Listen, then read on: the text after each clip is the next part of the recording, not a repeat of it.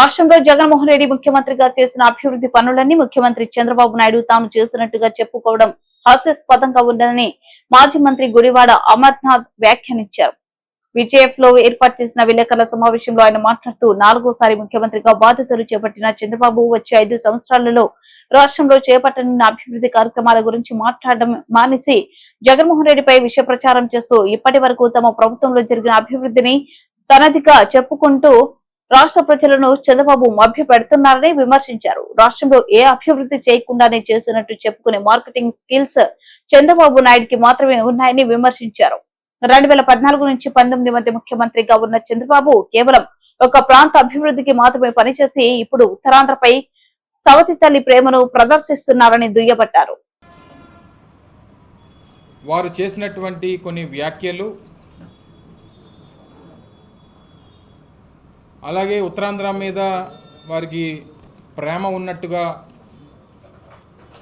ఆయన 45 సంవత్సరాల రాజకీయ జీవితంలో 4వసారి ముఖ్యమంత్రిగా బాధ్యతలు చేపట్టిన తర్వాత కూడా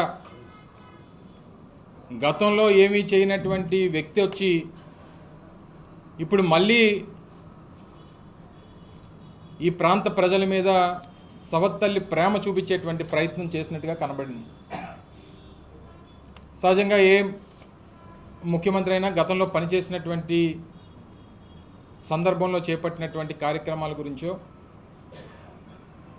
లేదా ఈ ప్రాంతం మీద, ఎందుకంటే ఉమ్మడి రాష్ట్రానికి ఆయన 9 సంవత్సరాలు ముఖ్యమంత్రిగా, తర్వాత రాష్ట్ర విభజన జరిగిన తర్వాత మొట్టమొదటిసారిగా ఆయనకి రాష్ట్ర ప్రజలు అవకాశం ఇచ్చారు. ఆ 5 సంవత్సరాలు కూడా కేవలం ఒక ప్రాంతం మీద,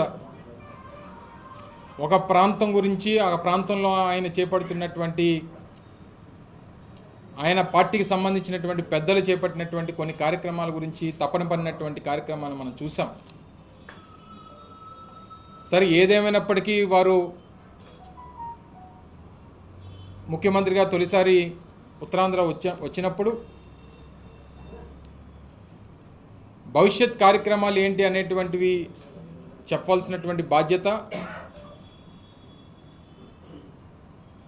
రానటువంటి కాలంలో ఈ ప్రాంతానికి ఏం చేస్తాం అనేటువంటిది చెప్పాల్సినటువంటి బాధ్యత సహజంగా ఉంటుంది. కాబట్టి అవన్నీ పక్కన పెట్టి ఇంకా జగన్మోహన్ రెడ్డి గారిని నిందించేటువంటి కార్యక్రమం, ఈ ప్రాంతానికి వైఎస్ఆర్ కాంగ్రెస్ పార్టీ ప్రభుత్వం గతంలో 5 సంవత్సరాలు ఏదో అన్యాయం చేసినట్టుగా వారు చిత్రీకరించేటువంటి ప్రయత్నం మనం చూసాం. ముఖ్యంగా అందులో Bhogapuram international airport, Bhogapuram international ఎయిర్పోర్ట్కి సంబంధించి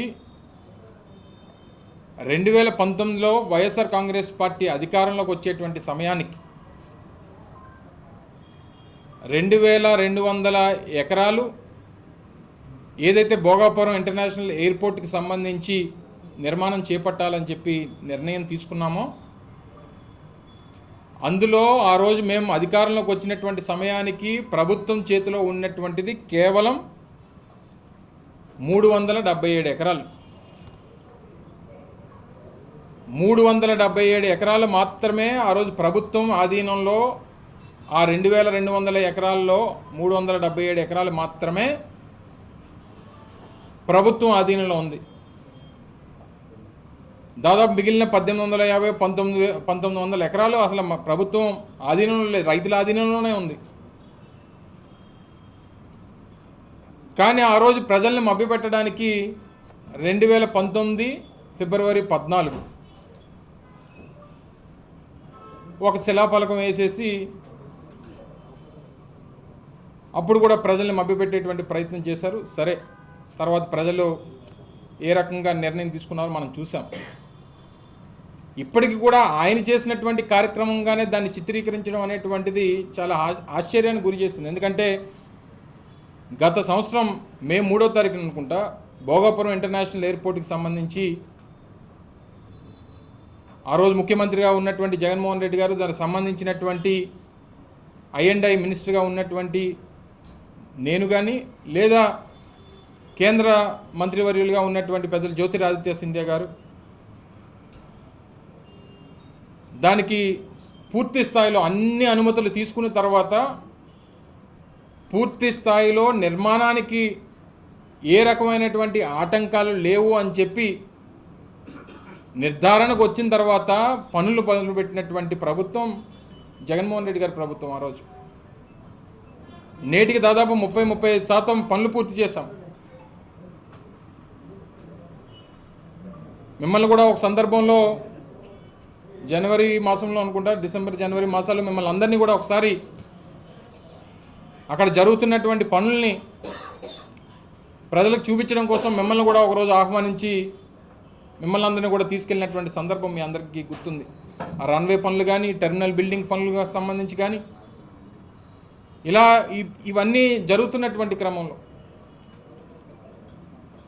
ఏమీ చేయకుండా అన్నీ నేనే చేశాను అనేటువంటి మాట చెప్పుకునేటువంటి దాంట్లో చంద్రబాబు నాయుడు గారిని మించినటువంటి వ్యక్తి లేడు. అది ఈరోజు కాదు, ఆయన మొదటి నుంచి ముఖ్యమంత్రిగా ఉన్నటువంటి నాటి నుండి ఉమ్మడి రాష్ట్రానికి కానీ తర్వాత కానీ ఆయనకు ఉన్నటువంటి మార్కెటింగ్ స్కిల్స్ బహుశా దేశంలో ఏ నాయకుడికి ఉండవు. ఎందుకంటే మేము చేసినటువంటి పనులు, మేము చేపట్టినటువంటి కార్యక్రమాలను కూడా ఆయనే చేసినట్టుగా ఇంకా ప్రజలకు చిత్రీకరించేటువంటి ప్రయత్నం చేయడం అనేటువంటిది కాస్త ఆశ్చర్యానికి గురి చేసింది. సరే, ఇప్పటి వరకు ప్రభుత్వం ఈ మేరకు చేసింది, ఇక నుంచి మేము కొనసాగిస్తామని చెప్పుంటే కొంచెం గౌరవంగా ఉండేది. వాళ్ళు ఈ పనులు మేమే మొదలుపెట్టాం, ఈ భూసేకరణ మేమే చేసాం, పర్మిషన్లు మేమే తెచ్చాం, ఇవన్నీ ఆయన చెప్పుకోవడం అనేటువంటిది కాస్త ఆశ్చర్యానికి గురి చేసింది. ఎందుకంటే ప్రతిదీ డాక్యుమెంట్.